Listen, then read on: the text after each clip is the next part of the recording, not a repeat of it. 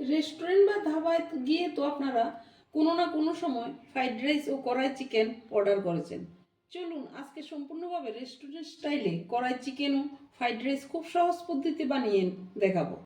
Chicken তৈরি করার জন্য একটি শুকনো খোলায় আমি কড়াই মশলাগুলি ভেজে নিচ্ছি। তার জন্য লাগবে ধনিয়া, জিরা, মৌরি, দারুচিনি, শুকনো লঙ্কা, এলাচ, গোলমরিচ, লং।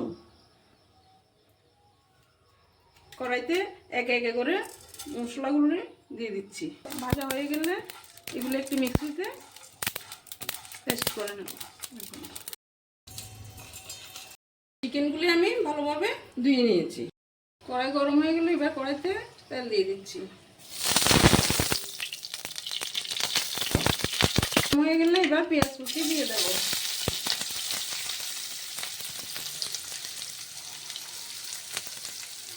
পেঁয়াজগুলি লাল হয়ে গেল, এবার তাতে আমি চিকেনগুলি দিয়ে দেবো।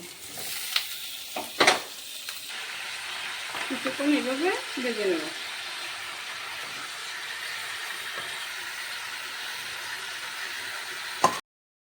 চিকেনে দেওয়ার জন্য পেঁয়াজ আর ক্যাপসিকামগুলো হালকাভাবে ভেজে নেব।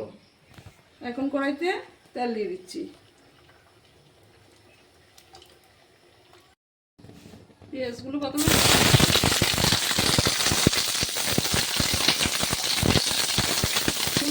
দিয়ে দিচ্ছি।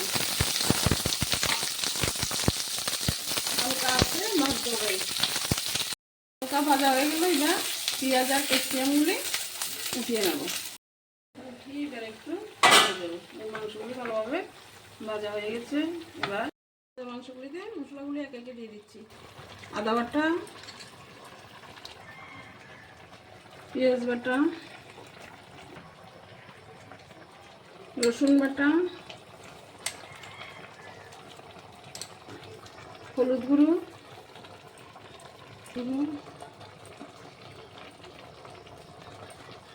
ধনে গুঁড়ো,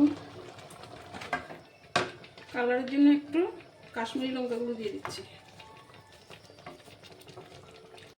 রাখা পেঁয়াজ আর ক্যাপসিকামগুলি দিয়ে দিচ্ছি। মাংসগুলো কষানো হয়ে গেল, তাই এগুলি দিয়ে দিচ্ছি। জিরের গুঁড়ো, স্বাদ অনুযায়ী নুন।